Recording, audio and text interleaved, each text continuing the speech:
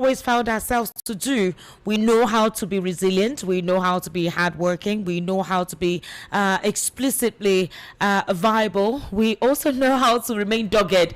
So when it feels like it's a World War III or a World War III, Nigerians are modifying. I mean, petrol is going between 1,002, 1,250, 1,300. It will also be transmitted into food items. We're understanding, and that's why it's difficult for a number of Nigerians to comprehend why it's difficult to have proper governance. If you have an understanding population, yes, we have an understanding population, a population that it's not difficult to actually do what is needed to make them happy. Just do the basics and they're very free to go, very good to go. Once you're able to deliver the basics, once you're able to do that, then obviously everything is done, everything is okay. And Nigerians will not even question a lot of things. Good job opportunities, proper education, good road infrastructure, provide them with power, and life is good. You can eat your money, you can eat the money, you can embezzle it, so long as you're doing the very basic thing and provide the very basic need. But why is it difficult if you have a population that is extremely understanding and you just take advantage of that? It's like you're pushing them to the wall all the time. All right, welcome to the Evening Rush. Right here, we discuss topical issues across Nigeria's socio-economic and political landscape. We also try as much as possible to look at have a logical reasoning or a logical comprehension to the conversations that we have. Vitally, actually, we intellectually get to assess some of these things, and we hear from you during the time for you to react. We hear from you, and hopefully those who are meant to listen are listening, and they do the needful where it is required. So join us on YouTube right about now. It's audio visual. You can join us on YouTube and be part of the conversation. Youth unemployment is a global ticking time bomb, so something must be done urgently to defuse it. This crisis, already entrenched in developing countries, Nigeria specifically, may engulf the world if not checked. Now, according to the World Bank Group, about 1.2 billion young people in emerging economies, including Nigeria, will reach the working age in the next 10 to 15 years. Yet, current economic projections indicate that only around 400 million jobs are likely to be created during the same period, which is extremely ominous. The Washington-based institution says this mismatch implies that hundreds of millions of youth will have no access to productive employment. The president of the WBG, Ajay Banga, says the challenge is not only a development issue, but it is also an economic challenge and increasingly a national security concern. The bank warns that widening the unemployment gap is an invitation to strained public institutions, irregular migration, social unrest and insecurity, particularly in regions with rapidly growing youth population. They identify the risk, which includes its being real and perceived as the main barrier to investment in developing markets rather than lack of opportunity. It therefore urges development institutions to finance infrastructure, support regulatory reforms, and help reduce investment uncertainty. Africa is a significant part of the emerging economies, Nigeria particularly. It's estimated to have the youngest population globally, with 60% of its population under age 25. Unfortunately, in Africa, West Africa, Nigeria, if you have a teeming youthful population, you have a very old leadership. It's a crisis, actually. While the world is transcending, in a manner in which you need a youthful blood to garner, Africa's leadership has dominantly been old within the age structure of 70 to 90, in some instances possibly getting to 100. As it stands, Nigeria's youthful population under 30 is put at 60 to 70%. The country's youth unemployment rate reached an all-time high of 53.40% in the fourth quarter of 2020. This is according to the NBS. This dropped significantly to 6.50% in the second quarter of 2024. And the NBS introduced a new methodology to calculate unemployment in line with the International Labour Organization's metrics. Despite this, underemployment and informal work rates stand at over 92% among Nigerian youth. These are staggering numbers. The global unemployment profile cuts across many sectors. According to the WBG, many countries, including Nigeria, are not giving young people jobs, including medical doctors. In this Unemployment is robbing the country of its youth and brightest professionals to the advantage of the economies of other countries where they relocate to in search of better opportunities. For instance, thousands of doctors and lecturers flee Nigeria every year to contribute to foreign economies. Indeed, successive governments in Nigeria have neglected to implement strategies to prioritize production, stimulate economic growth, and make the business environment conducive to production and manufacturing. Factories have been closing down, manufacturing companies have been closing down, multinationals are exiting the country. Between 1990 and the year 2023, 120 to 150 textile companies shut down in Nigeria. More than 15 multinationals exited Nigeria between 2020 and 2025, including Procter & Gamble, Diageo, Microsoft, Boat, Equinor, and GSK. These exits cost the economy at least 94 trillion naira and 20,000 direct and indirect jobs. While some came back after a little bit of a break, Boat and a couple of other, e-hailing cab activities, but then there is still a huge gap in that. Therefore, the Bola Tinubu administration needs to implement policies to re-attract multinationals to the economy. The country's past situation is horrendous. It resulted in high rate of business failures. Nigeria has been hovering between 3,000 megawatts and 5,000 megawatts since 1999. In a tech-driven world where young people engage in entrepreneurship, the country's leaders fail to provide electricity. In contrast, Egypt and South Africa generates 57,000 megawatts each to power their economies.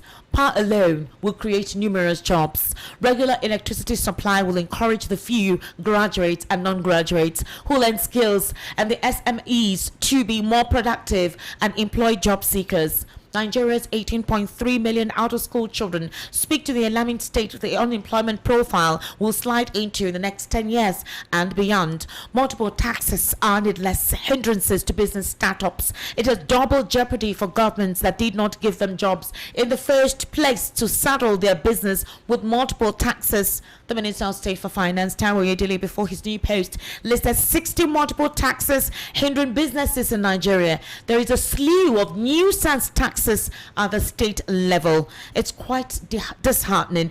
Therefore, the Tinubu government should ensure the strict implementation that if there are new tax laws, productivity needs to be high. The government of the day needs to be active to ensure that taxes are paid. Provide power, provide jobs. That's where you can compel the citizens to pay taxes. If you do not do all of this, how do you then demand for citizens to pay taxes? The government needs to provide an enabling environment, which includes roads and other relevant infrastructure, to make jobs available for youth and to stimulate the economy. The country's federalism must be restructured to allow government to create wealth and jobs for young people. And Nigeria needs to adopt a paradigm shift by concentrating in its areas of comparative advantage, especially in agriculture, which will engender export earnings instead of trying to be a master in everything. Even in agriculture, it's already a death, with insecurity plaguing most of the regions currently considered as a food basket of the nation. Ladies and gentlemen, I will tell you that on the political space as well, things have not dwindled. For example, Ireti Kingibe of the ADC has been suspended. Let's listen to why she was suspended. We'll also listen to one of the lawyers, Maxwell Opara, telling us why she was suspended. It's imperative for us to understand why the political class is going through what is going through, specifically the opposition, and the insurance and the tendency for transparency. Every individual who asks for good leadership and true leadership needs to lead by example. If you do not lead by example, how do you now ask for good citizen responsibility towards you as a leader? Let's take a listen to this.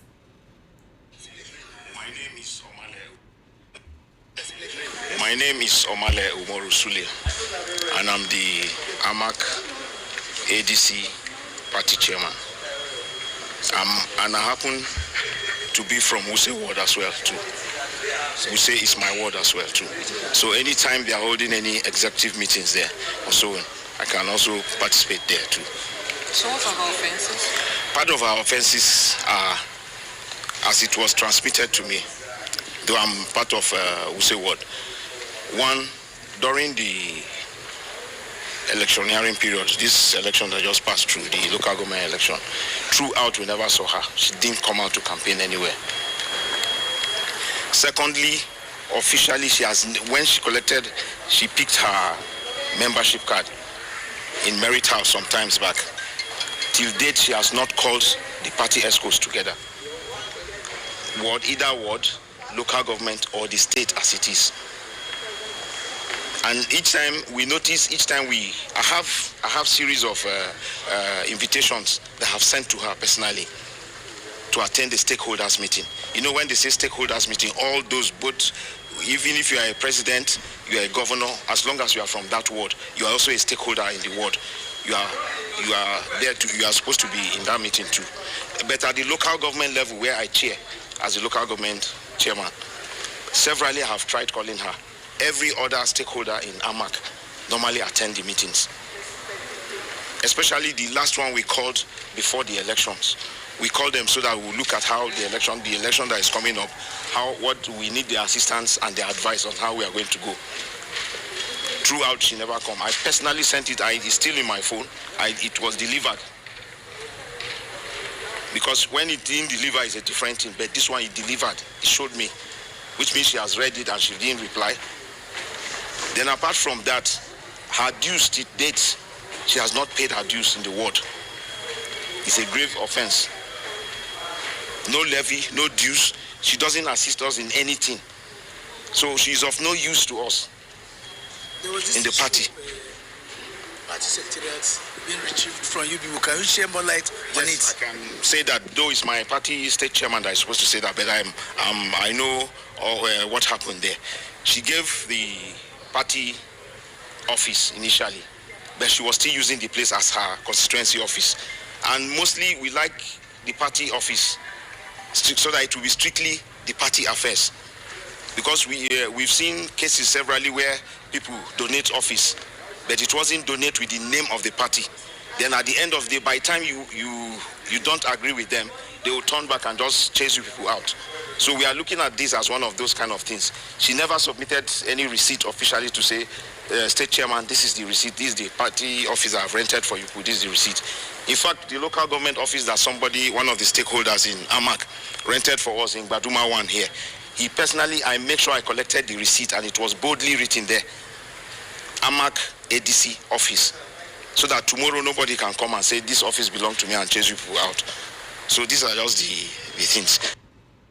All right, I want us to take a very close listen to Maxwell Okpara. Maxwell Okpara is the lawyer responsible for, why they sued Ireti Kingibe to court. Let's just take a listen to Maxwell Okpara right here. We are here to get an order from court to restrain Senator Ireti Kingibe from further parading herself as a member of the ADC.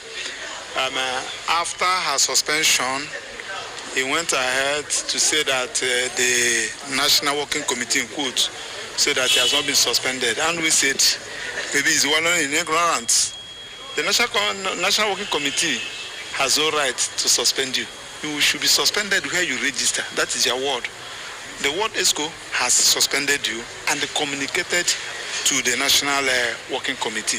So probably the time the spokesperson Abdullahi gave the information, maybe the communique has not really gotten to them. So it continues. So we don't want to, because of course the ESCO cannot fight her physically or stop her. So we decided to approach the court so that the court will make the order.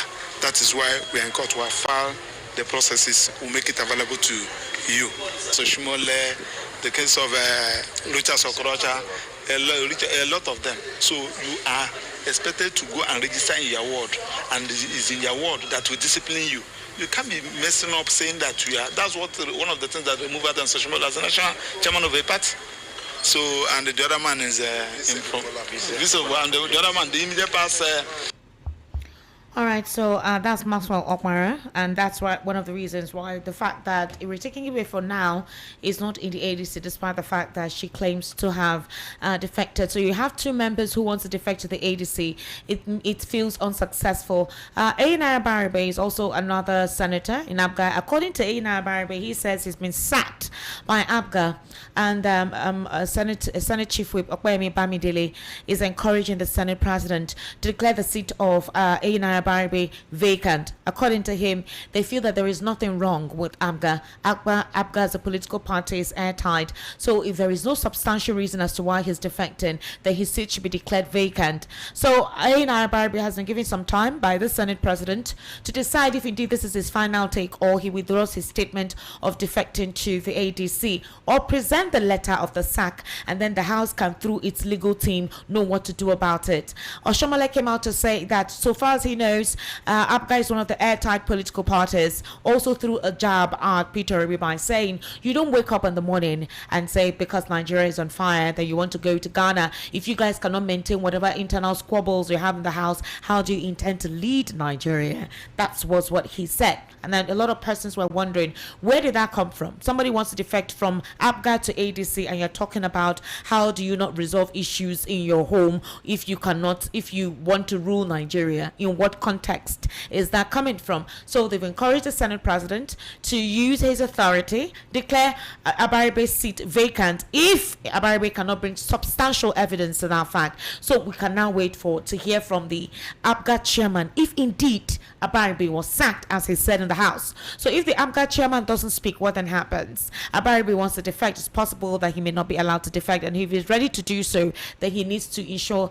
declare his seat to be declared vacant. So obviously, for now, his political lifespan will be too short. We're going to be looking into that in the course of the conversation. Meanwhile, Trump is actually organizing a press conference where you have reporters asking questions about the current war. We were thinking that by now Iran would have, or US and Iran would have come to a table to have a discussion, because the Strait of Hormuz right now, there are countries that are not allowed to carry on their ships there, and it's really causing a global economic collapse. For a country as Nigeria, who hopefully depends on import, God will say, if not for Dangote, who knows what would have happened? Because independent marketers cannot import as it stands at the moment. The Strait of Hormuz is a strict ply route right now, where in fact, there is no navy to accompany any ship. The U.S. had initially promised to provide navies for anyone who wants to pass through their products or their ship or whatever along the Strait of Hormuz. But right now, the U.S. is actually saying they do not have the capacity to guarantee that their navies will escort any ship across the Strait of Hormuz, and it's quite unfortunate. So while the war continues, we don't know what's going to happen. There are fears of third World War III ongoing in that regard. Some Nigerians believe that if this becomes something else, no one knows if the elections in Nigeria will take place. Some people believe the president is panicking because of it, as it may affect the economy. I don't think the president has presented any form of panic in that regard. But let's take a listen to Trump while his response to our State House correspondents, very briefly. Refined in Houston, which is made exactly for that product. And so far, but it's 100 million barrels of oil, and now they have another 100 million barrels coming. And it's like a partnership. We're getting along so well with them. It's great for Venezuela, and it's great for the United States. Yeah, please go ahead. Mr. President, you just suggested that Iran somehow got its hands on a tomahawk and bombed its own elementary school on the first day of the war. But you're the only person in your government saying this. Even your defense secretary wouldn't say that when he was asked, standing over your shoulder on your plane on Saturday. Why are you the only person saying this? Because I just don't know enough about it. I think it's something that I was told is under investigation. But tomahawks are used by others, as you know. Numerous other nations have tomahawks. They buy them from us. But I will certainly, whatever the report shows, I'm willing to live with that report. Yeah, please. You said earlier that we've already won in many ways, but we haven't won enough. What do you consider enough? What's your baseline? Where they're not going to be starting the following day to develop a nuclear weapon. Where they'll look at that man and some other people from the administration and say, all right, we're not going to do it. They were not willing to say that. And when Steve called up and he said that. All right, so the press conference is still ongoing. We'll be getting more reports on that. Interpreters are also at the press conference to interpret the questions being asked by the journalists at the State House while Trump is responding to all their questions. But for now, the certainty of the war de-escalating has not been confirmed. Trump is still possibly trying to posit a sense of strength against Iran, and Iran says they're not backing down. We are actually hoping that something is done as soon as possible for this war to be de-escalated. It's hurting economies, it's hurting the US economy, it's hurting the UK economy. European countries are really relying, especially on passing the oil through the Strait of Hormuz, are actually quite worried if this continues. Ladies and gentlemen, let me introduce my guest in the studio this evening. Comrade Tony Mbata, good evening. How are you? I'm fine. Good evening. Good evening. Welcome. Thank you. Mr. Lawal Kundaya, good evening. How are you? Good evening. Fine. Welcome. Thank God it's Friday. Mr. Lawal, come closer to the microphone. Thank God it's Friday. I said who? Who is who? No, because in those days when they say Friday, you are going for relaxation and enjoyment. But now it doesn't look. There's no difference at What all. are you going to relax and enjoy? You chop beans and watch ball. Mr. Tony Mbata, what will you do this weekend? You take pepper Just to stay with my family. My daughter just came back. And Oh, also. for holidays? Yes. Oh, nice. Well, me, I'll cook fresh stew with ila and chop fufu. And also write my exams. I'm writing okay. exams. I'm not doing an exam. I'm not going to be an issue. Let's start about the unemployment rate in this country. What do we do about it? There are serious concerns regarding that. The president assured us of providing 10 million jobs. We've not heard anything about it. Or is it possible that if you're possibly in the current political party, you could actually have an advantage? I don't know. What do we do about it? Nothing. The present government cannot do anything about it. Private sectors are more than 80% providing jobs for Nigerian youth. More than 80% of most job opportunities in Nigeria right now is being done by private sectors, and some of those private sectors are already being strangulated, if not for the taxes, the electricity lack thereof, the taxes in there. So some of these companies are closing down. And These companies that provide jobs for the teeming youth. And as it stands now, Nigeria is weak in that regard. So what do we do? And also cost of production. I'm part of the victim. Yes, because it's only when you are not at the center to know what is happening. You may not know the harm that APC government is doing to this country. Are you talking about electricity? No, power or raw material for you to buy a raw material. What you are buying 10 naira today, go back, you will buy it 20 naira. Are you talking about cost of transportation? Look at what the transport is. Even the workers to come to work. These things are some of the things that if you have a coordinated government or organized government, they have to do something. But because APC government have nothing to do except politics for their own stomach, politics for their own family, politics for their own friends only, nothing. Because most of the companies are collapsing, most of the companies are folding and they're going. They are not doing anything about it. Because if you have power, maybe 24 hours of power, a lot of things will happen, things will change, you will produce. Even the cost of materials or raw materials may go high. But if you have power, you can do something. The artisan will work, the mechanic will work. Some of these people that welders will work, there's the artisan. But there is no power. When you are going to, they will charge you, and where do you see the money? There's no money in circulation. And also for you to transport yourself from one place to the other. Is he talking about agriculture? Nothing is happening. People are being displaced where they are farming. So the government is not doing anything. Not that they cannot do anything. If they have the willpower, if they have Nigerians at heart, they can do something. But because they are confused, this government is confused. Government of APC is confused. Just check the trajectory. They are not doing anything. So this is a time for Nigerians, the masses, to know what to do. When we throw words out like that, we need to contextualize them. And this time around, I'll say the word context as frequently used by Bola during that interview. We would have to look into that. In what way do you say the APC is confused or the administration is confused? You keep repeating that phrase. So let's break it down. In what aspects are they experiencing confusion? Based on what the president said in 2025, when he talked about no more corruption in the Nigerian economy and that the budget was properly utilized, claiming that we no longer borrow. I don't know if you recall at the time when he threw a jab at Trump by saying, when the statement was made about Trump's reaction to Nigeria, declaring Nigeria a country of particular concern and incompetent leadership that we have here. He threw a jab at him by saying, we may not actually need you because we're no longer borrowing. We've cleared our debt profile and we're on a good track. Out of non-oil products or produce, Nigeria actually, an estimation from the profits, Nigeria did well in that. But it was quite a downer when Mr. Wale Edu came and addressed the National Assembly by saying that we barely made it, or in terms of profits. Out of the 50 trillion naira thereabout, the expenditure was like 30 trillion. What came in was 10 trillion, which was actually not enough. So it was more like what the president had said in November. It was different from what what's his name, Wale Edun was saying in September. The president made that statement in September. Wale Edun was making his own clarification in November, December. So we need that context. In what way are they confused? Okay, let me take the security aspect of it.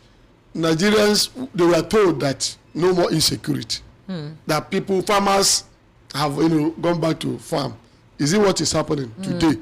Can we say as a Nigerian that no more insecurity and farmers are doing their job? So agricultural produce is also, we are seeing them and things are coming down. There was a time they were saying that agricultural produce, things are coming down, Gari is coming down. Can we say that now? And the insecurity, no more insecurity that the military, aside the American throwing bomb and Sokoto, have we ever had any other thing? Maybe. Now, coming to power, remember that this government promised Nigerians that within how many years, if I don't give you power, don't vote me in. Can you, Esther, in your place, do you have even 6 hours light? Can you boast, can you tell Nigerians that are listening today that you have power? President introduced a committee to look into it and an initiative called GAMCO. I heard that from Siemens, during Buhari's time. They brought up the concept of Siemens. They decided to pick up on it and see all the areas where there were some vulnerabilities to immerse it in the new scheme the president intends to infuse. The president had told us during the campaign in 2022 that if there is no electricity, which is very important, do not vote for me to come back a second term. Mr. Adelabu has proven that it is beyond his comprehension or his capacity to be creative in handling the situation with electricity. He had claimed that it would take about $10 trillion to resolve the electricity situation in Nigeria because we're running on very old, old modular system in terms of transmission, and that the technique Nigeria currently is using to distribute electricity is very poor. Most of the facilities are also very outdated. So that was what he suggested. Before we saw the division of Band A, Band B, Band C, Band D, and Band E, all the likes. According to them, once it is divided like this, the more you pay, the more electricity you get. If you're not able to pay, no more electricity. Meanwhile, there are some residents complaining they're not getting prepaid meter despite the fact that they've paid estimated billings that is not, transmitted in real time as to the electricity generated to them. So these are the inadequacies being observed. But the president has actually promised and brought up GAMCO in the moment. Adelabu is asking Nigerians to be patient. The president is working on it. He's fixing it. Esther, you see, before you make a statement, it's like they are taking Nigeria for a ride. Not it's like, because somebody will come and tell you it's an electionary campaign. You can come and make any promise you feel that Nigerians are children. So that when you promise and I'm going to make a overhead bridge from Imo State to Lagos State, people will clap for you. This is the president that maybe we believe that he has done all his due diligence before he came out to make such a thing. I remember that. Did you know that the Asa Rock is not going to be cut off from the national grid? They have their own solar, so that light that will be light 24 hours. So what is good for them is not good for Nigerians. All these promises, they cannot achieve anything. Is it you know that every year they will change their plate, cutlery, what they are using in presidency? Do you know how much they are putting there? Every year, you ask yourself a question. If they are breaking those cutleries, those plates, they are breaking them. No spoon every year. You know how many millions? They should stop deceiving themselves. They are not deceiving Nigerians. Can I say something about this? Mr. Lawal Kundari, sorry, power. let's pinpoint on the situation. Yes, we're having a terrible power situation. 1, 2, the situation of the war has actually exposed the vulnerability in Nigeria's economy. We are more than 90% largely dependent on imported produce. One would say that this is a point in time for Nigerians to introspect and see how we can open up channels that we can begin to produce products we can use to self-sustain. As it stands now, if Israel and Iran and the US do not come at an agreement to say, you know what, we need to stop this, because the European economies or countries, they know how to navigate in terms of looking for alternative means to survive. In Nigeria here, we do not. Our main source of revenue is still the same oil. Nigeria may profit from it, but again, if we are so reliant on import, some of these goods cannot come in. The Strait of Hormuz is also one of it too, is our ships for us to export these barrels of oil. And as it stands now, Iran is like a scorpion.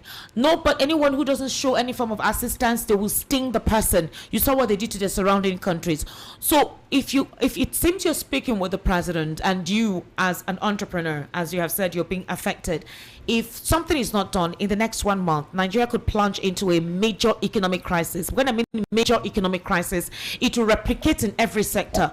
And if you do not have money, you will terribly be affected. Multinational companies and even small companies right now trying to stay afloat will hugely feel the impact of this. What should be done soon to mitigate this effect? I don't know if the Ministry of Agriculture and also the Minister of Economy is also looking for something to how they can handle this. Very funny. You know why it's funny? Even before this war, we have economic crisis. We have a major economic crisis in this country. So nobody should take the war in Iran as a yardstick for what we are going through. Our problem is totally different from what is happening in Iran. I agree with you, Mr. Lawal Ekundare. I asked a question. I said, Nigeria currently is almost 90% dependent on imports.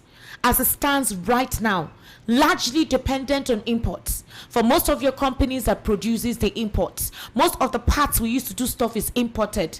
So right now, goods on the high sea may have to pause in some of the harbors because of what is currently going on, and everyone is praying that this war stops. For a country that is already going through an economic strangulation, highly dependent on import, what other avenues, alternative avenues to keep our economy afloat? Because you have more than 70% of privately owned business holding this economy together. Change. The first thing that is a solution is for the president to change the whole cabinet. That's the first one. We'll now begin to talk about new brain, what they have, what they can do to move this country forward, and every now and then. I was reading something about Ghana, and Ghana, their country. That's Ghana, for God's sake. They have that advantage. I think it's citing. And it's not owned by an individual. No, it's owned by the government, and they are operating it. Up till now, it's operated. So how much is Ghana's GDP, for God's sake? And they have their refinery, and it's working, it's serving the people, and they're upgrading it. They are not complaining. And here, we have refineries, 4. And then they keep voting money that can Sir, build. we do not have we do not have, don't mention those refineries. No, what I know, what I'm saying. Completely sir, they are moribund. They're not operating. I'm not talking about moribund or no. I'm talking about the fact, if something is useless, what do you do to it? Do you keep spending money on something that is useless? You get what I'm saying? If you keep voting budget. Question 2 days ago, I said, why can't we build new refineries? Monies for certain projects. For example, we heard that Snake Point Island, the contract has been given to Gilbert Chagrin, the president's close allies, and we know that multi-billion dollars will be given to him for that particular. According to them, is to decongest the port. Okay, good. That's one of the work that project is meant for. But we have a situation where it's only a Dangote refinery that Nigerians are currently relying on. And Dangote refinery buys the crude from Nigeria at an international rate, and then that's how they sell it. Some persons believe that the president should subsidize petrol for now, even if he says subsidy is gone. But the question is, would you only rely on Dangote's refinery? What's the plan for refinery in the future? Because of circumstances like this, imagine if a Dangote refinery was not available yet or even operational. What would have happened to us? Or maybe Dangote refinery wants to do upgrading. I'm even saying, and they shut it down. Let's talk about currently. What if there was no operating refinery that is operational? Esther, do you need my own opinion? Yes, I need you. Please kindly do that. My own opinion is that Mr. President should resign. He has failed Nigerian. I'll give you a reason. The president is not ready to resign. Let me tell you, this is my own opinion. Let me give you a reason. He will not resign. He will not resign. I know, no Nigerian president or even ministers, except those of them that their own certificate came out, they can't cover themselves. Look at this, an administration that told us that refinery is working. They told us, they went and they brought fuel and put in it and opened it, and people were jubilating. I came here and told them that if that refinery is working, I will not come here again to analyze anything. So they have deceived Nigerians. And this thing that is happening today, if it is a responsible government, this is a time to show how government work, because you must have what they call reserve. So where is our reserve? Even produce of the farm produce, you must have a reserve so that you can open it for people to enjoy within the time the war will last. But because we are vulnerable, because we don't have such a thinking people to think for Nigerians, they call themselves leaders. So that's the issue. Mr. Lawal Kundari, the United States of America, through Riley Moore, has given a recommendation to the Nigerian government to stop having anything to do with China. They said China's illegal mining in some of the northeastern region is basically what is causing the militia killing innocent persons and displacing their citizenry. As it stands now, if we're having this current situation ongoing, and obviously Nigeria heavily dependent on imported produce, do you think Nigeria would have to strengthen its ties with China? Because like I said, even the manufacturers, even whatever companies are operating, they import everything they use to produce. Every material, everything they need to use in producing is imported, and everything will skyrocket. So my question is this: do you think Nigeria should continue her relationship with China despite the warning from the US? I've asked people many times, what is the benefit of China to Nigeria? Nobody has been able to answer that question. Because you are importing all these fake substandard products, is that what the benefit, in which as of 1970 something, China was coming here to serve us. As of 1980 something, the only thing that is greater than us, our produce, was Europe and America. We were ruling China and Africa. Have you forgotten? About made in whatever. You go, they make slippers for you. These cobblers, they'll do shoes. They do shoes, they display it, they sell. And then everything shuts down. And then China has taken over our market with substandard. They even do as much as our ashoke. Our native dress now is coming from China and it's fake. Now, because it's substandard to what we produce here, there's no protection at all.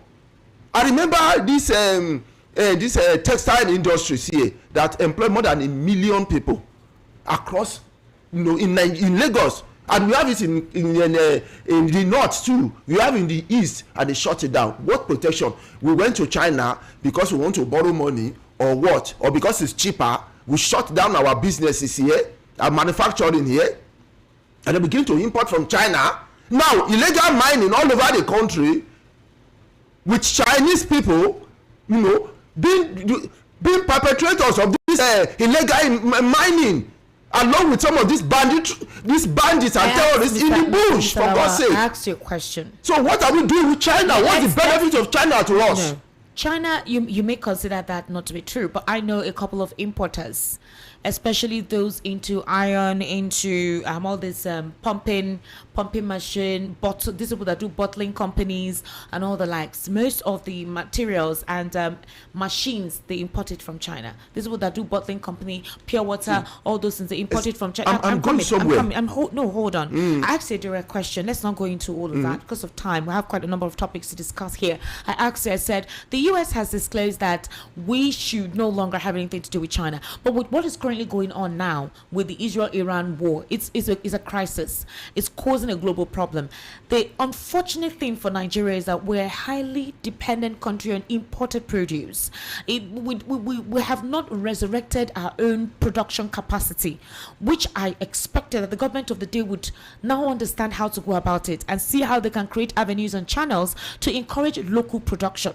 Local production is important so that when a situation like this is happening, Nigeria doesn't necessarily need to be affected. We can, on our own, manage ourselves. Our economy can provide for us, like you have in South Korea, even this China. They may not necessarily be affected because they have what it takes to take care of themselves. And I asked you a question: if the US is giving a recommendation that we should not have anything to do with China, what should we do? Because China is almost, Nigeria is dependent on China. Let's just use that word right now. That's what it is. What do? We begin to develop our own industries. Right now that people are languishing, somebody is asking for help on the platform right now that he has not been paid salary. He's a security person. He's asking for money. Can I? Okay, you want to respond? Yes, I want to respond. Thank you. You see, America is giving this for their own interest, one. Obviously. Two, America is giving this also to help Nigeria, because even America depend on China produce, but they have a standard.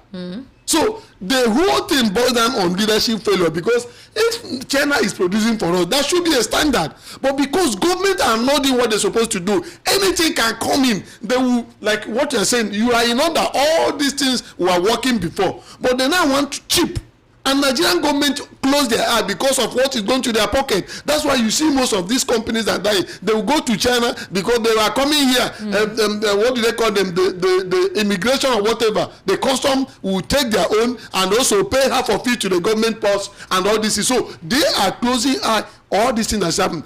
China can produce for us, but we must have a standard. China is producing for America.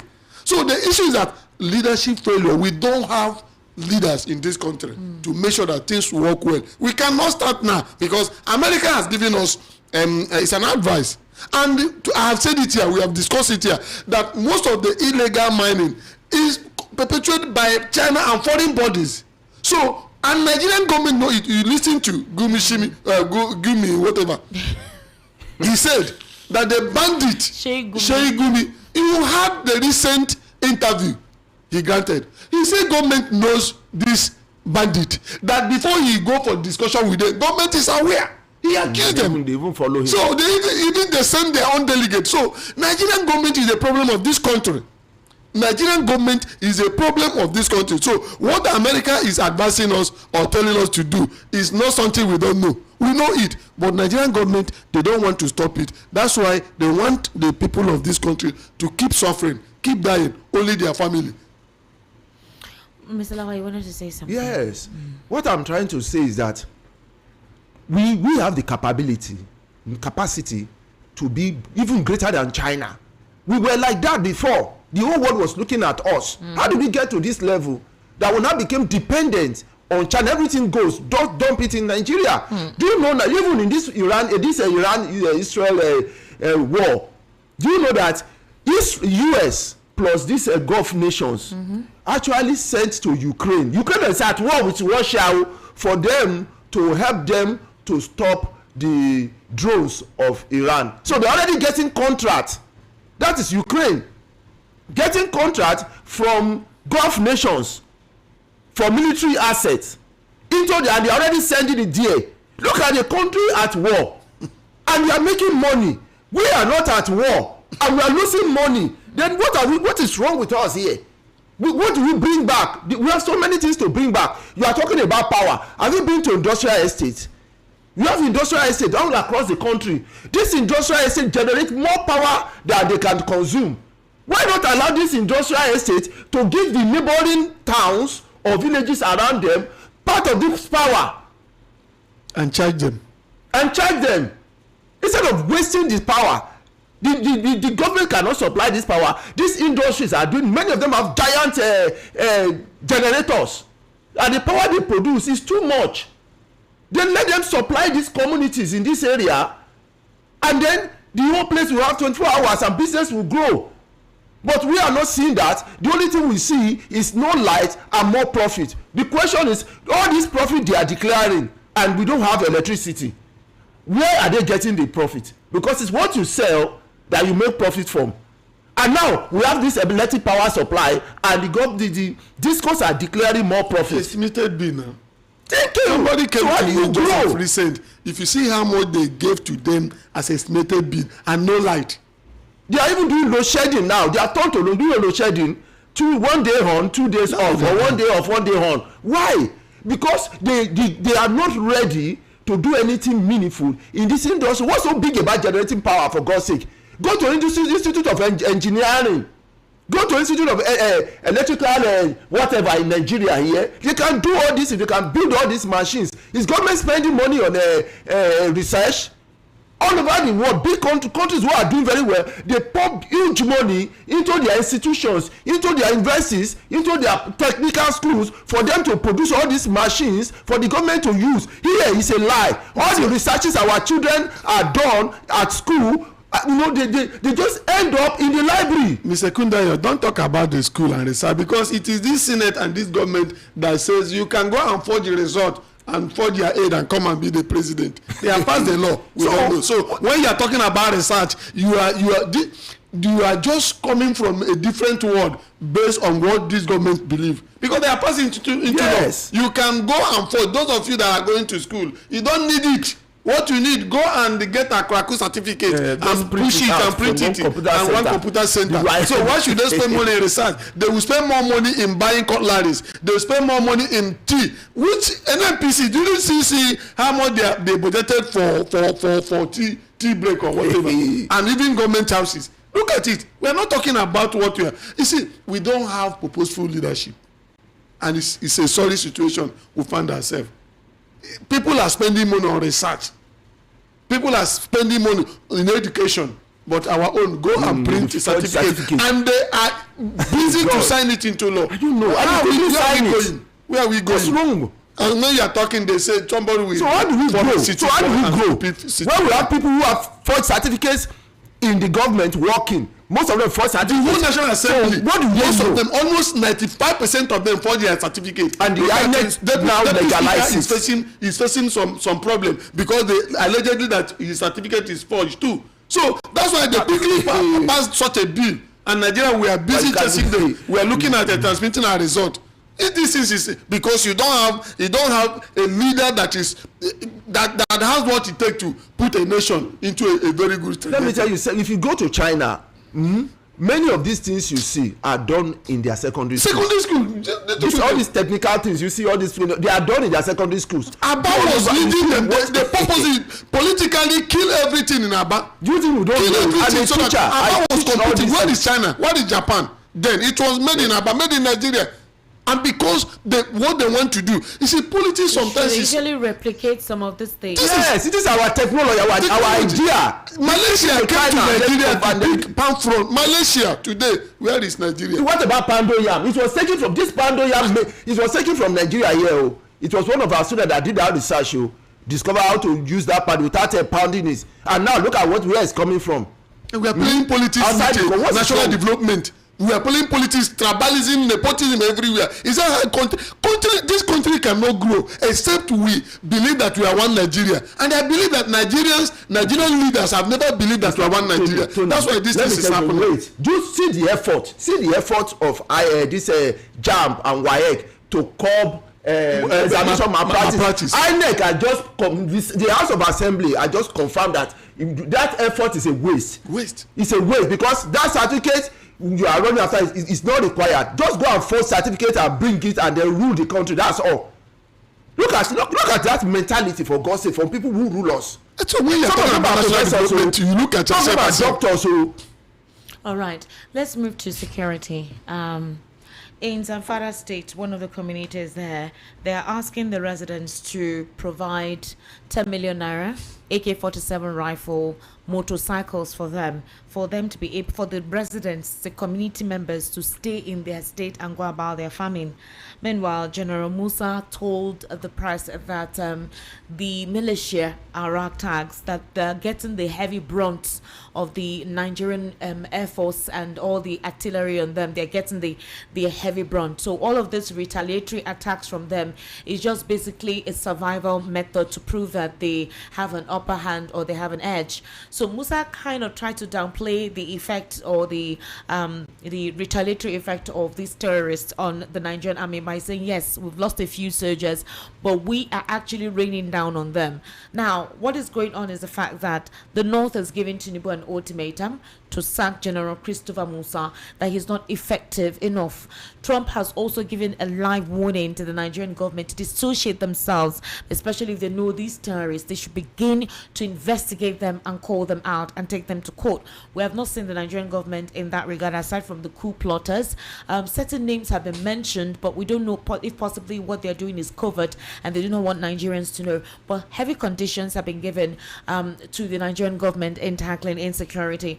As it stands, the picture, the images we're saying, they are not quite reflective of if the Nigerian army is having an edge to this. But let's try to encourage our soldiers on the war front. Right now, the North is asking for Christopher Musa to be sacked. The Nigerians were quite happy when he was given that position, but they are deflated with the attitude afterwards, what they're hearing, what they're saying in regards to this. Some persons feel it's because General Christopher Musa is a Christian, and obviously they want to take advantage of that and say, let him be sacked. It's barely 2 or 3 months. Is it something he would have done magically? Others believe that there are certain persons that Christopher Musa would have to listen to. He will not actually make decisions on his own. What's your take on that? Yeah, my take is that, you see, I'm not trying to be, maybe I'm not seeing any good thing about the government, but we're saying the factual. A government that can lie to their citizen, who knows, where can you can't even trust them again. Now, government will come and tell you that we have stopped all the insecurity, and the next tomorrow you see something that is happening. And so it's very difficult for you to believe when government is saying, we have done this, and we are taking this measure. You can't believe them. Now, calling for the Christopher Musa to be sacked, I don't buy that idea. Okay. I don't buy that idea. But what I know is that, would they allow him to do some of the things he's supposed to do? Remember that we had it from high authorities that most of them, when they have their own meeting, they will go and devote this information to the bandit, and soldiers will be killed. We are here when the general was killed, and they were asking who gave the order. Nobody. So what I want to advise General Christopher Musa is that he should do what he's supposed to do. If President Bola Ahmed Tinubu gave him such a mandate, he should do what he's supposed to do without looking at this person or that person. And the president should support the military. Because if the military is being supported to do what they're supposed to do, they will achieve the end. But because most of these things, when they release this money, Esther, go and trace. If they say they release 10 billion, go and check if they release that 10 billion.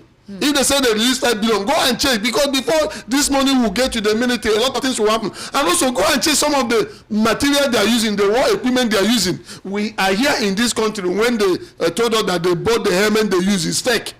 We are here. So the issue is that government should check whatever that is happening. If government is sincere to stop insecurity, they will stop it. They will stop it. We don't need any foreign body to help us. We can help ourselves. And if the bandit or terrorists will be giving condition, buy this, bring AK-47. It's good to show you that they are lacking for many things, and most of those things to put fears in the mind of the people. But the community members said they have no way to get it, and that is it. So why can't the bandits go and get it themselves? Because they know that most of their ways have been blocked. So we need to encourage the Nigerian military to do more. But they are not encouraged. That's the simple thing. All right, ladies and gentlemen, we take a very short break. The evening rush continues. You kindly stay with us.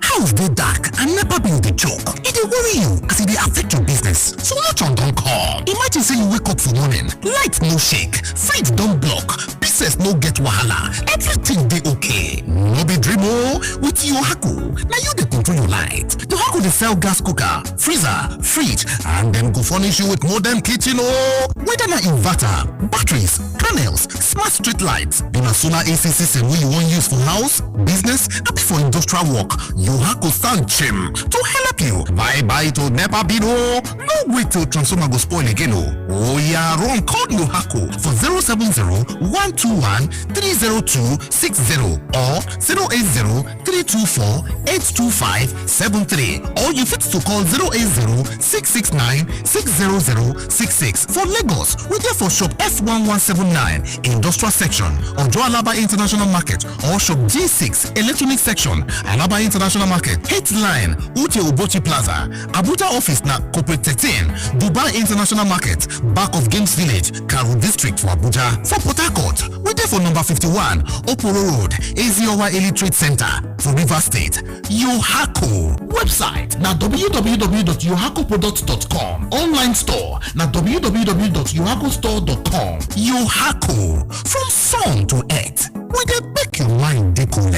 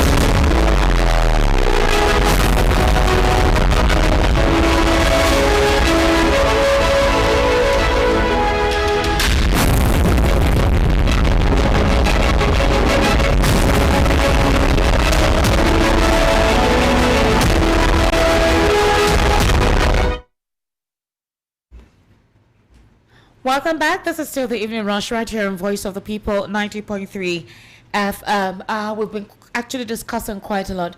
Mr. Lawal, before we went to the break, you wanted to say something? Yes. Before that time, I wanted to ask this question, that we need the president to address the nation. When the nation is facing challenges, it is the head that needs to come out and address. So you see, even in Europe, you see the head coming out every time to tell Europe? Which country precisely? See, you talk about Britain, Spain. You see all of France. Trump is talking his own. I'm saying all of them every week. They are talking. Where is the president? Every day, not even every week. Every day. Where is the president? They come out and address people. Ask them questions. What are Where is Bola Ahmed Tinubu? Where is Bola Ahmed Tinubu? Where is the president? Everything is just silent. Like we are, because he didn't know what you said. He didn't know what he's doing. What is the president? Is he out of the country again? Because most time he will sneak out and sneak in. Yes. Where is the president of the Federal Republic of Nigeria? The only thing tell us to what he has and also establish cities crazy boys. That's what they are doing. Where is the president to address all these things? Now we are having.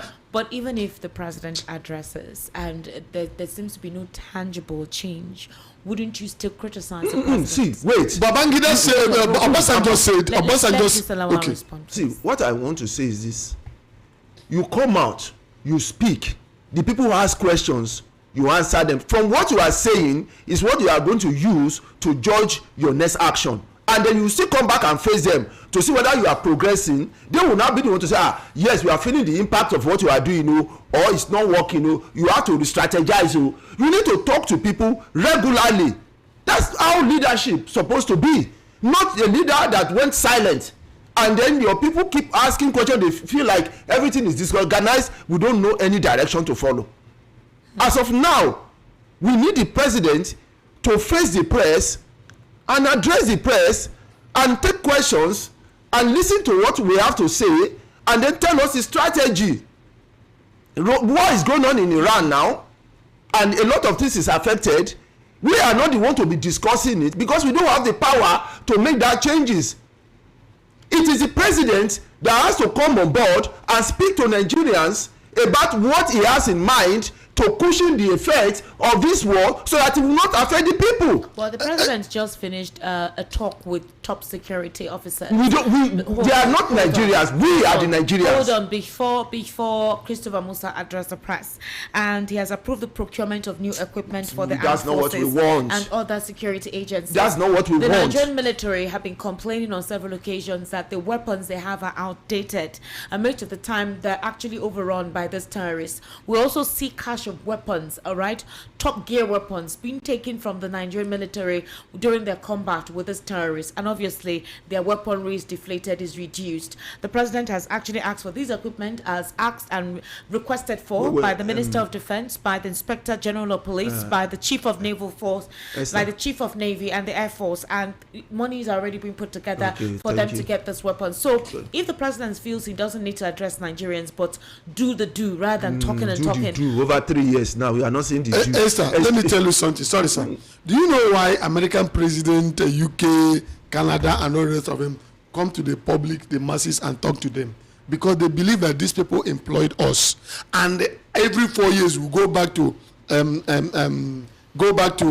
ratify our appointment. Test our popularity. Because not even testing their popularity, because you go to your employer to say, Oga, my contract has finished, can you renew it? But because we have people that believe with the INEC and judiciary that we are not, their employers, so they can do whatever they do. That's why they can say they have approved, and go and check what they approved. Nesta have been receiving a lot of information and security information. What happened in this country? You will cry for this country. They are not approving anything. They will tell you they approved 20 naira. They didn't approve it.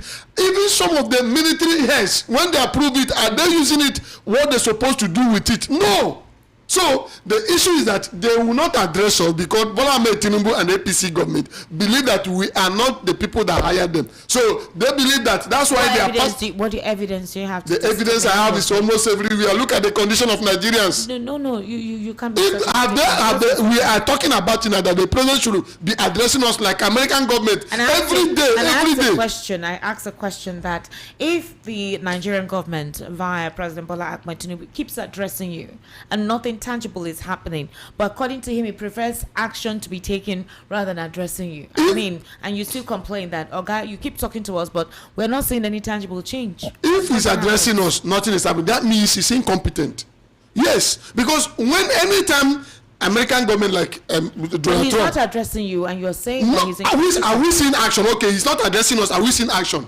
Have you been seen as well? Look at the cost of transportation. Look at the cost of living. Look at power. He's not addressing us. Every day you hear that they have approved. Look at insecurity. They will tell you they approved this. Nothing is happening. They are not addressing you. No action. He just approved this. He didn't approve anything. Let us see action. Let us see nothing. Tony, okay. My own is this. This address, this one you are saying now, how did you get the information? What do you mean? How did I get it? Yes, because you said they approved this, they approved that. Did you call the press to tell them what actions they have taken to alleviate? That's why you mean the information I'm saying about him approving it is wrong or what? I don't understand, because who is speaking? Is it not the commander-in-chief that's supposed to speak? Trump will tell you. This one we are talking about. We don't know who is saying this. It's just when we want to hear him. This is the one saying. Who? The president. Okay, when did he do the broadcast? I mean the press release. So what did he do the press? He did not do a broadcast. You didn't do any press. What? I mean. He transmitted it to National Assembly. Okay, who said it? Attributed to by who? This is not. They are deceiving themselves, not us. Nobody's. This country is in disarray. I just hinted to you that the president had a security talk with the top security officers. We want him to talk to us. Hold on. You asked me when did he say so, and I'm telling you, he just had a security talk with the top security officers, and they came out. One of them, General Christopher Musa. Okay, he had it in a closed door meeting with them. Came to address the press, and obviously he was detailing to the press what they just finished talking about in the high-profile security meeting they had with the president. So I don't know why you're asking me. What I'm saying is this: we want the president to speak to Nigerians. The press will be there, they take questions, he answers, and that is that. We don't want anybody to come and address except the president. Because he's the president. He's the president. We don't want the president. No. We need to see the person that is driving the ship of this country. We are not saying they cannot talk, but when was the last time the president has faced the press and taking questions from them? I think that was in 2024. Yes, 2024. 25, 26. How many years ago? Since his elections in 2023, since his inauguration, it was in 2024. Let's see. That was the last time he. Now it's every time we'll be hearing somebody who have a close meeting, has a close meeting, has a close. When you hold the person responsible, you say no. We need a president that will tell us, I have approved this. I have detailed this. So Nigerians will listen to him. I don't know the person you're dealing with. Maybe he's not feeling fine. Maybe he's not feeling fine. Maybe he's not feeling fine. Maybe he's not feeling fine. So remember that the vice president Shetima told us that he'll be in charge of security, whereby your president will be in charge of the economy. So where is he? Where is he? See, Nigeria. See, let me tell you, this is not about whether you hate somebody or you hate one party or you don't support one party. We are saying what is the due process. That's the due process. People criticize Trump when he is doing the press conference. You see people asking very pertinent questions. Can you do it here? Before even president will come face the press, they must have remove and put what they will ask him. Is it not what we saying? They had a close meeting, meeting, and somebody else will come out. He may not be in that meeting. We need a president that will sit down and address the nation. People will ask him, journalists will ask him questions that you relate this. And you know that it is a president that says, not a reported speech. And then the people will not. It is that time the press will be able to tell him exactly what is going on outside. Because you are talking to the press. The press will be showing you evidences. Something happened at so time. Something happened at Kinikon. This and that and that. There was money that was supposed to release. I wasn't released. We had that. You getting first-hand information from the press. If we go back in time, sometimes when we look at issues in this country, let's go back in time. President Bola Ahmed Tinubu, when he was in opposition, said quite a lot about how to handle government. Security stops at the table of the president. This was one of the things he said to Jonathan's government. During the Occupy Nigeria protest in 2012 at Ojota, amidst of the streets in Lagos, he actually said a lot of things against Jonathan. For example, why would subsidy be removed? You want the common man not to breathe, not to feed, not to eat. Death to, you saw all the coffins that were displayed, all the statements that were made. And even when he finished, he dropped the microphone. It was quite dramatic. As an opposition, the president was very active and condemned almost everything about the Jonathan government, the high level of corruption. The president himself had actually said the Yorubas and the Fulanese are one. The president said it himself, in terms of that regard. The president has also asked for Nigeria to be divided. He says Nigeria cannot move on as one. A lot of things were said at the time. What changed? How did his perspective change? Is there something in Aso Rock that kind of creates a different scenario about life? Maybe as an opposition, you don't really know what is going on until you get there. See, we have seen leaders who occupied that Aso Rock and did well. I will beat my chest for Yaradua. When he got to that place, it was the man. He addressed the press. He speaks every now and then. I'm talking about even the economy was stable then. He even dropped the price of fuel. This is what they are saying. Some people there were subsidy being paid as of that time, and the man still reduced the price of the fuel. I thought you were also going to mention the Niger Delta crisis as well. Yes, settled that. He did so many things. We hardly had any protests. Obasanjo was there. Obasanjo reduced our debt. Is it not Obasanjo that cancel our debt? Is it not Obasanjo that build most of these institutions today that are working, like EFCC? You see NAFDAC working. Is it not Obasanjo that built whatever he built? So subsidized education. When you are talking about, you see, Mr. President, I've never believed in one Nigerian. He was deceiving Nigeria. That's why he went there and is doing opposite of what he said. That's why I asked. I said, when he made that statement and what is currently happening now, what has changed? Nothing changed because he's not sincere. He is deceiving Nigerians. He's never believed in one Nigeria. But this thing he's doing. He's a hardcore believer of democracy. No. He has spent his life in jail, almost got on exile. Which jail? For defending democracy. Which jail? Which jail? He said they should stop lying. Which jail? We know which jail. He never spent any. He is deceiving himself, not Nigerians. He never believed in one Nigeria because he said that Nigeria is supposed not to be one. He has said it. And also, all those things. Are you making this statement because capacity to do something, but he believes more in politicizing? He has the capacity if he went to. It's like Buhari. Okay. Buhari, I know Buhari. When Buhari was head of state, I think I was very small. And with my little investigation, I know that it was the Diabo that was in. Buhari had no option to do anything. Now, when Buhari was given PTF to be the chairman, we know what happened. That's why you need to go to the history. And for you to know things, Buhari was PTF chairman. How many millions was lost? We know what Buhari said based on his utterances. Now, when people were clamoring for Buhari to be the president, I, for once, and I told my director then in JDP, said, this man, let us go to history. And this man is not, he never believed in one Nigeria. But because, circumstances and people were expecting a huge messiah to come and save, and they thought they are going to do it, without referencing to what you are doing, what your action is like, what you said. All right, very quickly, what do you think is going on now with Senator Ena Baribe and Senator Ireti Kingibe? I played you their audio inserts because we want to open the phone lines. Senator Baribe may not be able to leave APGA unless he's able to present evidently that he was sacked by APGA. And the APGA chairman has not spoken yet. The House believes that there is nothing wrong with APGA. One of the reasons why you can defect is if there are irreconcilable differences in your political party, like what is going on in the PDP and also in the Labour Party. Adams Oshomole has actually asked that the seat, Adams Oshomole and Senator Okwemi Bamidele have asked for Ena Baribe's seat to be declared vacant. Yes, can I ask a question? If Ena Baribe, no, a general question. Okay. If Ena Baribe is decamping to APC, would they do this?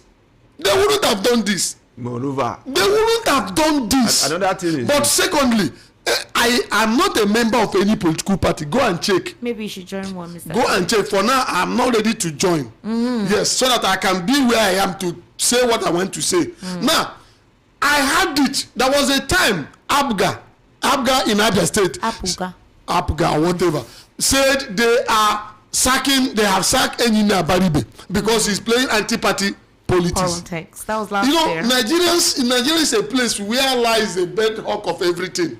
But what I'm saying is that the APC government, what is good for the Ganga is good for the whatever. They should leave Ena Baribe to do what he wants to do. They are not. They should stop playing this ultras politics. We know them. Even when the senior president Akpabio, upon all the allegations that EFCC gave him what money he spent and he ate in the former government of Cross River and Akwa Ibom State, when he decamped to APC, were they having problem PDP? No. They were not having problem. Mr. Tony, you need to calm down. So why should I calm down? Because what they are doing, they are not playing the politics the way it's supposed to be. But you are the one drinking Panadol. I have my own side of the story. My own side of the story is this. People are marrying in the Kiniko. See, this APGA, if you say, is there a crisis in APGA, I will say yes. Do you know why? Because there's no definition in the constitution of what you mean by crisis. You can have a crisis with the chairman.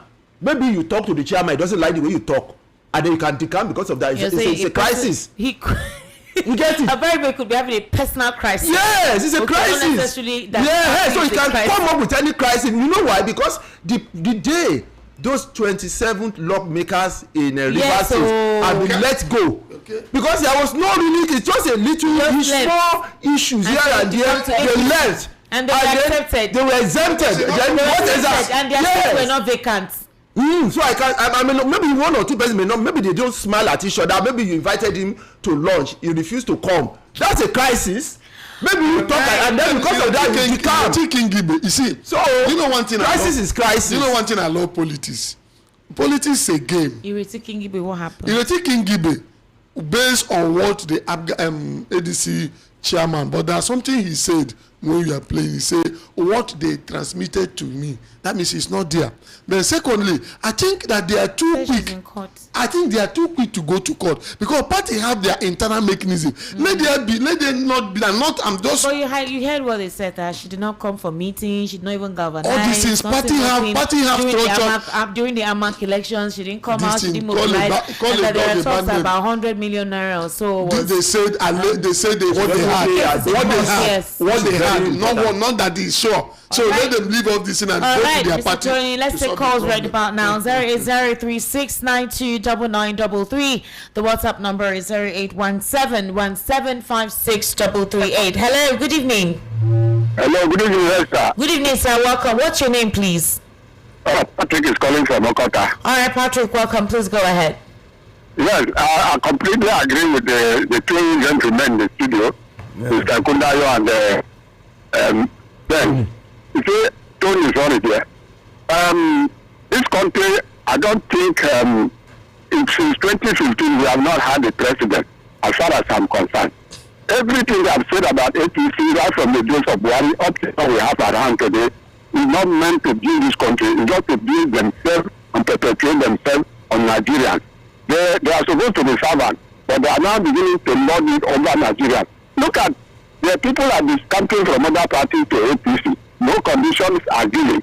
But when they are decamping out of other parties to the opposition, they don't even want opposition to grow. Each time they want to try to gather, they go there and disorganize them, chase them away from their location. Is it what we are going to have? Is it really what Tinubu called himself a strategist, a master planner, and a politician to the core? It is very, very unfortunate.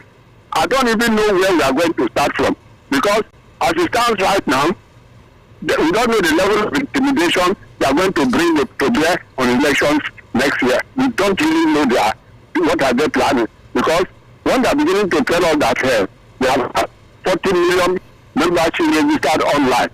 This is a propaganda to the highest level, which we have never had. They should come and prove it to us.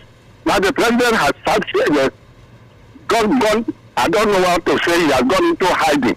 People will just go inside the house, ask for him, and come and tell us what they discuss. The president will not address Nigerians. In the first day of the year, that is supposed to address Nigerians, he will not do it. It is very disappointing. Let me allow others to make their call. Thank you very much. Thank you very much. Ladies and gentlemen, let's take a listen to Godswill Akpabio again.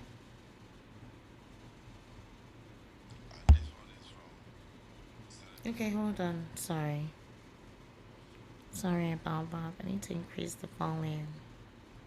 And this one is from Senator Aminu Waziri Tambuwa. Letter of defection from the People's Democratic Party. Oh, PDP is gone.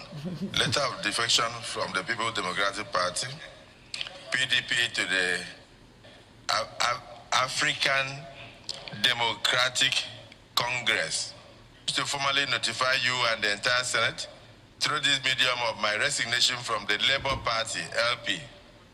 Kai, even Labour Party is dead. I've read about 3 different political parties now. So you cannot accuse the ruling party of tampering with their leadership, because here you have APGA, you have Labour, you have NVP, and all those things. So all of them have a problem. They've not been able to put their parties together. So APC cannot be blamed for this. But they are all out to ensure that we have what do you call it? Minority status in this chamber, and I'm very proud of them. Can I prophesy? Pastor. Can I prophesy? I'm a man of God. No, APC is going to collapse in this 2027. Forgive because mind this one. After their convention, after their primaries, we will see whether the Senate president will come and say this thing again. Mark my word. Of the Senate president. Did he has anything upstairs? Somebody gave you letter to read. Did he has anything upstairs? And then you are saying your own and adding it and celebrate. I mean, and celebrate. For you to read it. How weak their mental is. The agenda is one party. He was in shame unto him because he was in a PDP. Shame unto him. I said I am responsible for what I say. Shame unto Akpabio. Please. They can't be PDP and no, my own is this. My own is very simple and clear.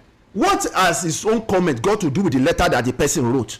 It's for you to read it to the floor. And then you are now talking that Tinubu is dead, another one is dead, another one is mocking them. What does his own PDP made him a governor, 2-time governor and commissioner. I mean, look at.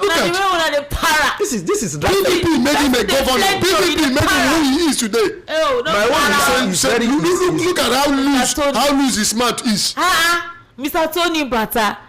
Who are you fighting for? Are you fighting for the opposition? No, I'm fighting for him. You're fighting for him? Yes, I'm fighting against him, please. Yeah. Because PDP made him a governor. 2 tenors. He was a governor, he was a commissioner. And he's not ashamed. He was a leader in PDP. There is no shame in Nigerian politics. That is to tell you that there is no integrity. My own is that we have some people that have integrity. P2B have integrity. Yes, they have. He's a politician. He's a politician. They have agenda now. From 1980 up to date, nothing. They have people that are good. Hello, good evening. Hello. Can you hear me? Yeah.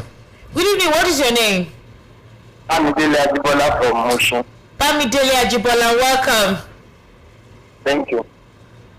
We can now see what is happening in Nigeria. There is no need for Tinubu to come back to 2027. Forget about whatever anybody say. Forget about whatever all the parties don't do now. I want anybody to see the downfall of APGA by 2027. We are going to see wonders. What can and what I want people to see is that not everybody, I am an obedient, yes. But one thing I want is that we must absorb disease and not to be, that way to be designed to achieve. So to lay these people out, that is the solution to lay them out. And we will see wonder if it can be so. Thank you. All right, sir. Thank you for calling. All right. 08036929933. 08036929933. The WhatsApp number is 0817175638. Hello. Good evening. How are you? Good evening, Sister Esther. Good evening, sir. Welcome. Good evening, sir. Good evening. Welcome. God will continue to be with you and your family. Amen. Thank you. Yeah, what is my name? Welcome, sir. Thank you very much. See, what can settle this country? You know what can settle this country? Before this Nigeria will get peace, we need something like that happen in Ghana, like the that time. That is the only thing that can settle this mess.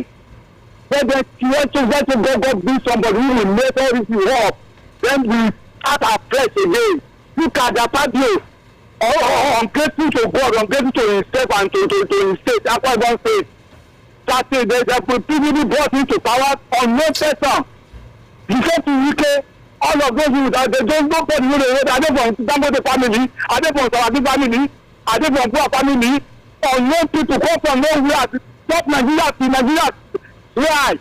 And they are still danger now, still they are messing us up. They are messing their heads up. I pray to Almighty God that any time from now, when we come to that we kill all these people, kill all of them. Amen. Mr. Tony, stop it.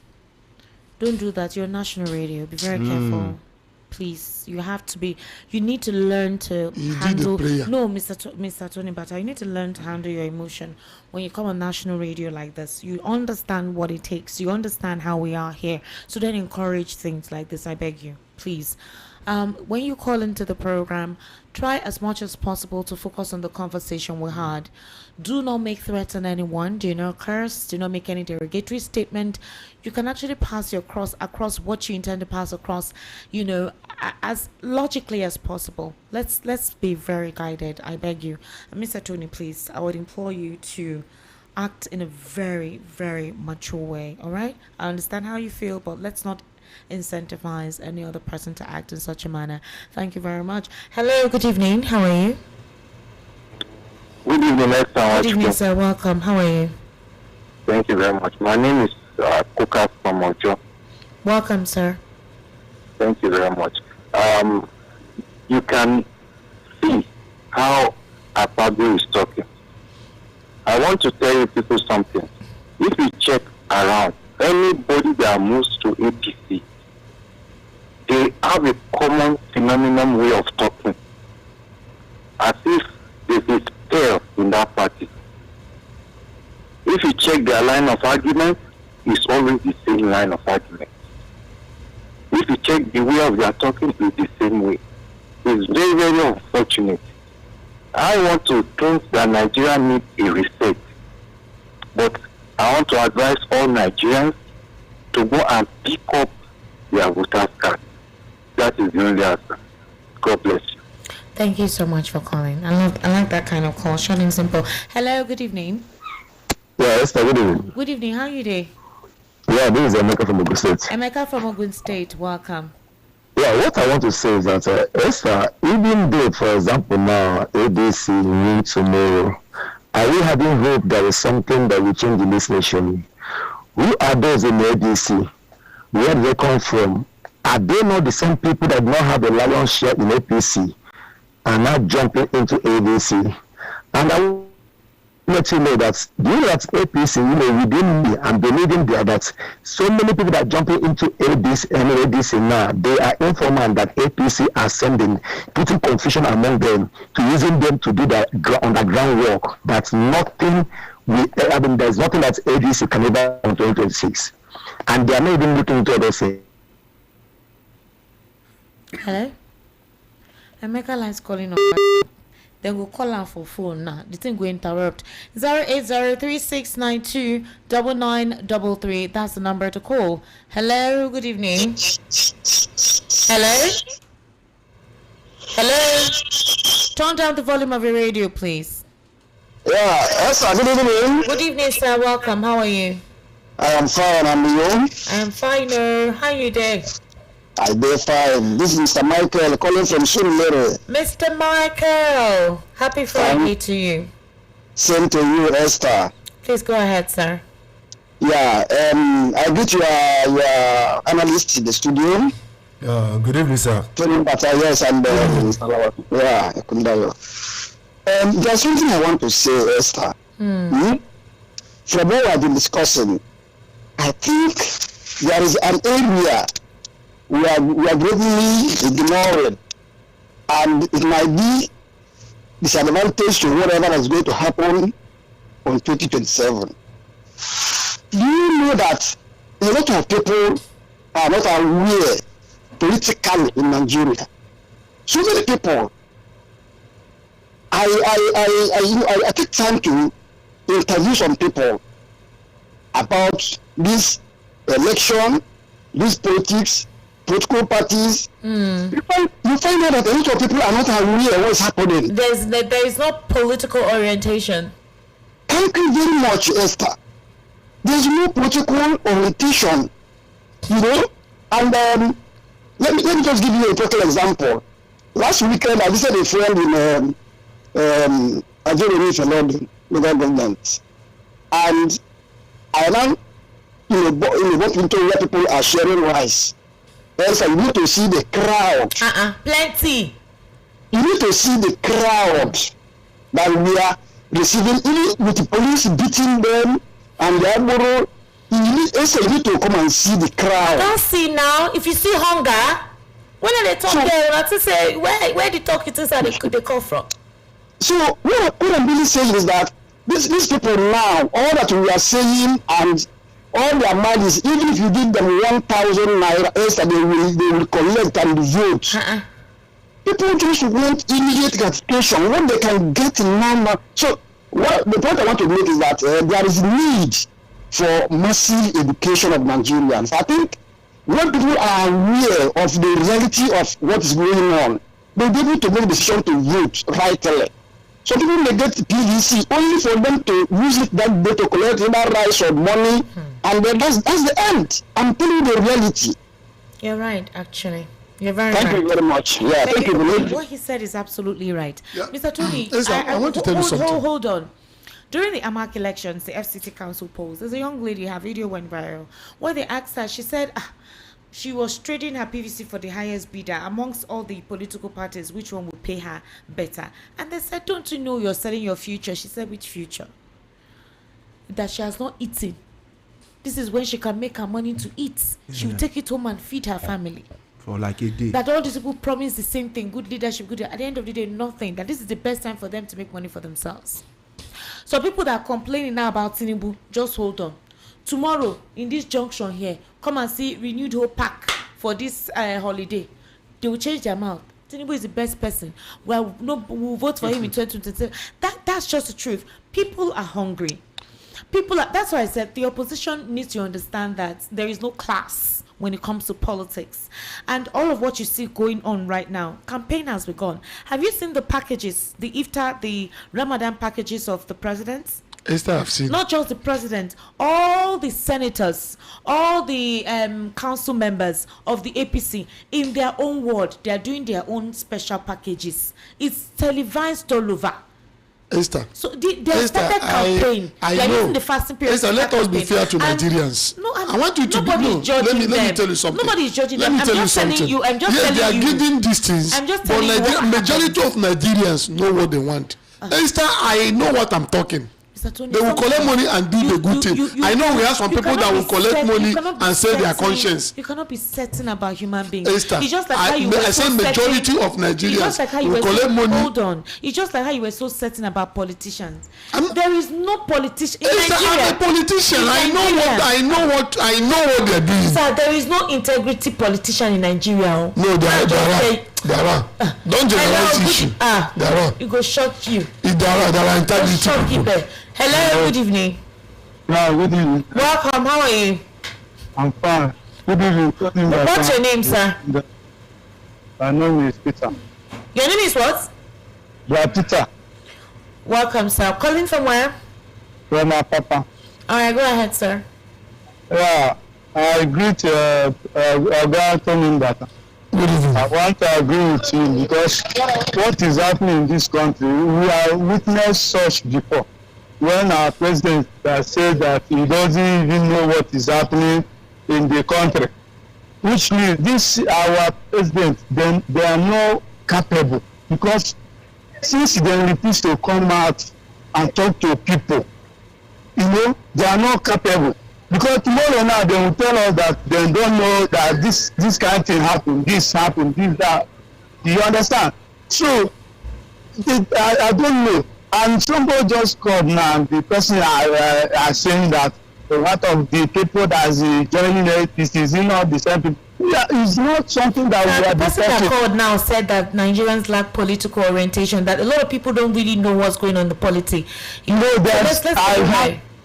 I'm coming. I had the guy called now. He said, is it not the same people that are jumping from PDP or this thing that are joining APC? Talking of the politicians, yes. It's not what we're supposed to be talking about now. It's not what we're supposed to be talking about. So you can't tell anybody what to talk about. He's his opinion. He's your opinion. This present government now, many things people are dying. Those people now, this ADC must be better than them by 100 times. Let's come out and vote and remove this APC. Let's test those ones again. Let them stop convincing people and deceiving people. I don't like that. Which means the man doesn't even believe, doesn't even have faith that maybe other people will do better. I don't like the way they are doing. People also have that kind of line of thought, to be honest. It's not good now. Let's just everybody are complaining now that people are suffering, people are dying. So let's just remove those people. And this Godwin, all these people, they are just talking anyhow. Look at what of those people that leave the other party and join the other party. Why then didn't tell them to go back? This man decided to join the party that that he likes. Why are they doing all this? APC, they are wicked. I don't like the way they are doing all these things they are doing. Thank you very much. Don't want this. Hello, good evening. Hello. How are you? Esther. Sir, welcome. Sir, can you Good evening, my name is Robert. Robert, welcome. I greet your grace, Esther. Thank you very much. Good evening, sirs. During the confrontation between Abaribe and the senators, his colleague, I saw Oshomole very vehement. Yes, I the way he was talking to Abaribe. Yes, and I shook my head when I saw Oshomole. You see, that man, I don't know what to say honestly. You understand? MSC chairman to APC, you see the reason why Buhari kicked him out as the APC chairman. Yeah. The man, I don't know. Look at what he produced for Edo people. is now spreading his wing when we come to. They are doing this to Abadibe because Abadibe came out and said the electoral act they passed was not what was discussed with me. How will I put it now? Displayed to the public. That electronic, that was one of them. I against that man. You understand? Then one of your best, Esther, said the president is not talking to Nigeria. I think before the election, there was an organization, they organized a presidential debate, and the president skipped it. It did not show up. That arena should have been a place where if you have something to do for Nigerians, you are really Nigerians, you are not really South Africans or Cameroonians. You talk to Nigerians, what apart from your party manifesto, what you intend to do, how you can solve the problem of Nigeria, you talk everything. It did not appear. Only for him to show up in is it Chatham House, Abi? Is it in London? Please, I don't know where that Chatham House. I saw Rufai, this same Rufai that is being grilled today now. But he was dancing, you know, you were talking to people abroad. When you leave your people, the only time I listened to the president spoke was the media something organized in residence, one of the holidays, when Abati was there. When Abati asked him about the performance of Wiki, something like that, and he said Wiki was doing well. I think other one when he declared something in River State and our normal independence brokers and something like that. You understand? So that is not how it's supposed to be. As a parent of the nation, you are a father to us. You're supposed to talk to all of us, the country situation, how you are addressing it. From time to time, you give feedback so that people will have confidence in you. You don't neglect us. Even if it's not all of us that voted for you, anyhow we like you are still our president till your tenure will expire. You understand? Then the last one I will say, America said Chinese people should leave. We know that Chinese, one way or the other, they are funding the security in this country. We know through their illegal money. But the question I want to ask, man, have we paid the Chinese loan with Buhari and Amechi Boro? Because during Buhari regime, Amechi was the minister of transport. They borrow from China to build the railway. I don't know the economic value of that railway. I continue to ask that question from Nigeria to Niger. That railway, the economic value of that railway line they built from and that right, thank you so much, Mr. Robert. I was waiting for him to land. You know, one land. Hello, good evening. Turn down the volume of your radio. Good evening. My name is Turn down the volume, sir, please, or you turn it off completely. Thank you. My name is Leonard Sonyaba. Mr. Leonard, welcome. Yeah, it's a pleasure. Now, let me tell you, our president, like somebody said, failed to show up during the time of debates to come and tell Nigeria, this is what I will do if you get into power. Even at any point in time, the man showed that he is an incapable person.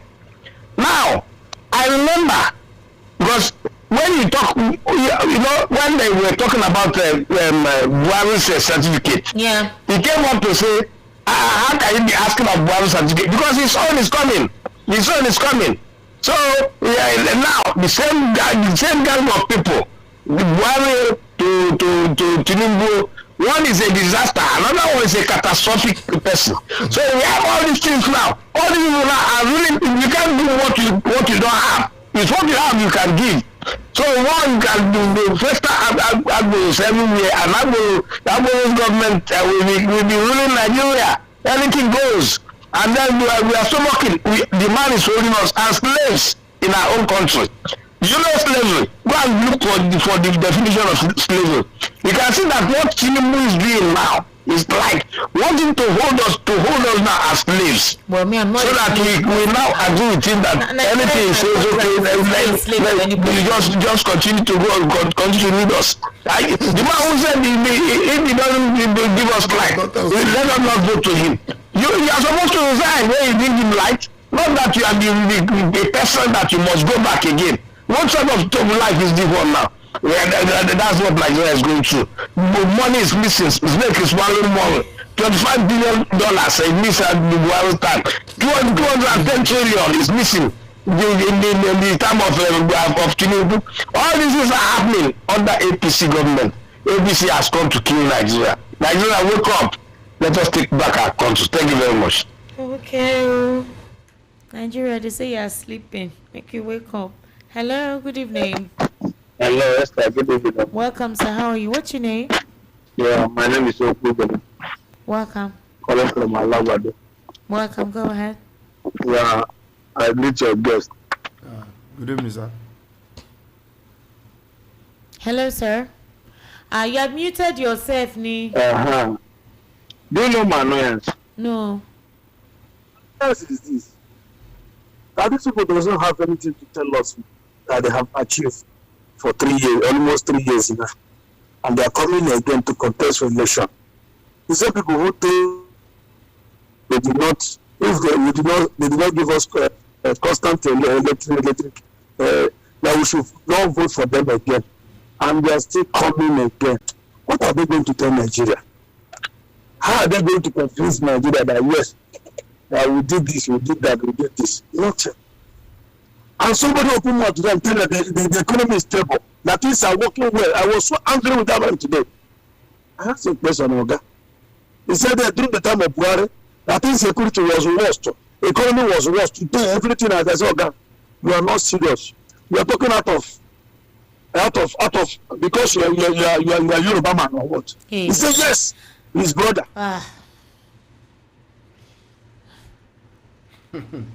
0036929933. Hello, good evening. Turn down the volume of your radio. Hello. Good evening, how are you? Good evening, sir. Good evening. Good evening, sir. Welcome. What's your name? My name is Mr. Emeka. I'm coming from Ikotu. First caller. First time? Yes. Yeah, where's my bell? Okay, welcome. How are you? I'm fine there, sir. How are you, sir? Thank you. I didn't miss you for inspection my well. Oh, I'm here now. You don't have to miss me anymore. I'm here. Esther. Sir? Do you know what I want to contribute on this matter? No, sir. Tell me. Number one, do you know that April is coming where we are waiting Americans to come and intervene? Do you know about that? About 7 agenda that give Tinubu. You mean the suggestion, the recommendation by Riley Moore? Number one, for Sharia law and other 6 agenda. Now, Nigerians are waiting for 2027. Look at what they sign again. That you can go and forge a result to become governor or president. Hey, Oga, calm down now. Make una dey calm down. No, they don't talk say you can go and forge the results, but it is no longer a ground for disqualification. No. Esther, what are you trying to tell us? Calm down. Let's word it well. Context. Which context, man? Context. Hello. We are not where we are going to. I don't help Nigeria. Amen. Bye-bye. Context matters. Yes. You see, in Nigeria. Context matters. Listen, in Nigeria, you see, they always say this is. Nigeria is different from the rest of the whole world. Though. This is a half cup of glass, a cup of water. This is half full, a bit less full. You guys. Our country. Hello, good evening. Congrats to Sister Mia Davis. I mean, that's what we trust. I can never see. Even though they are there, on top of it, ever speaking from to me. How are you doing? Yeah, it's fine. My name is Elder Friend. Elder Friend? Yes, I'm married from Imo State. My wife's name is Esther. Really? Hey! Yes, my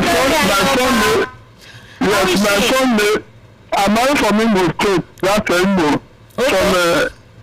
And her name is Esther. Wow. My son name is Elvis. Are you for real? Yes, my name is from my birth state. Wow. My son name is Elvis. You and Mr. Elvis, your picking name and Mr. Elvis the same and the same state. Yes, my last name is Esther. My son name is Elvis. The native name I give to Hello? Oga, this network was not do this. I beg.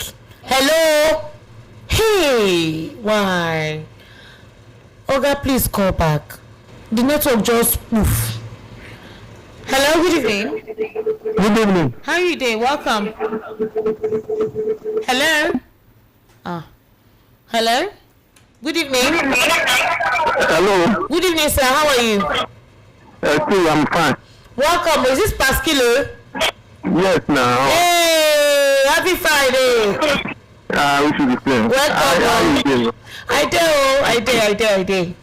Oh yeah. Greeting to everybody. All right. Yes. Yes, I am. It's just for our side. That's Jakande.